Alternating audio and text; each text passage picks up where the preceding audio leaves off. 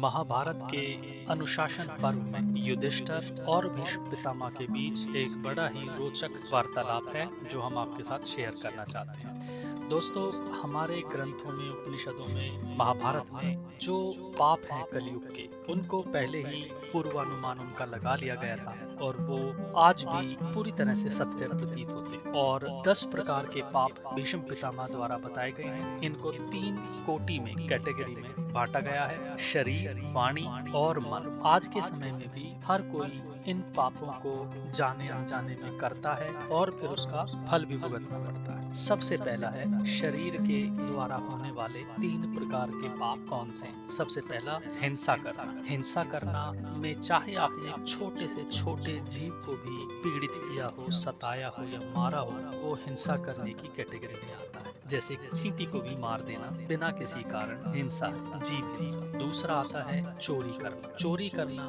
पाप है। किसी का कोई भी संपत्ति चोरी करने से उसको दुख और कष्ट पहुंचता है, उसका हक छीना जाता है। नंबर 3, व्यभिचार। कलयुग में बहुत सारे लोग चरित्रहीन होंगे, ऐसा उन्होंने अनुमान लगा लिया था उस समय। व्यभिचार में है किसी के साथ गलत आचरण करना, व्यभिचार करना और उनको प्रताड़ित करना। दूसरी कोटि वाणी।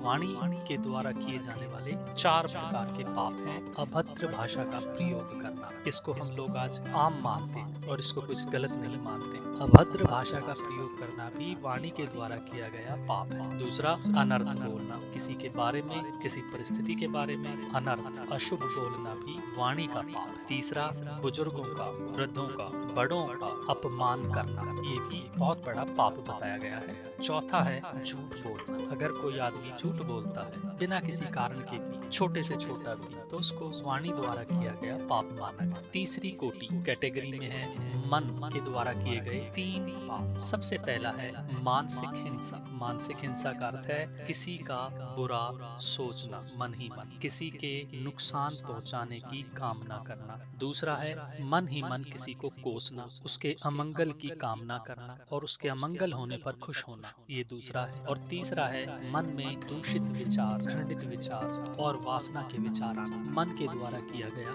पाप है। और इसका फल भी उसी प्रकार मिलता है जिस प्रकार शरीर के द्वारा किसी गई हिंसा से फल मिलता है। तो ध्यान रहे आपकी मन स्थिति भी स्वस्थ। ये 3 कैटेगरी के पाप भीष्म पितामह जी ने बताए थे जो आज भी पूर्ण रूप से प्रासंगिक हैं। हर किसी को इन पर ध्यान देना चाहिए। धन्यवाद।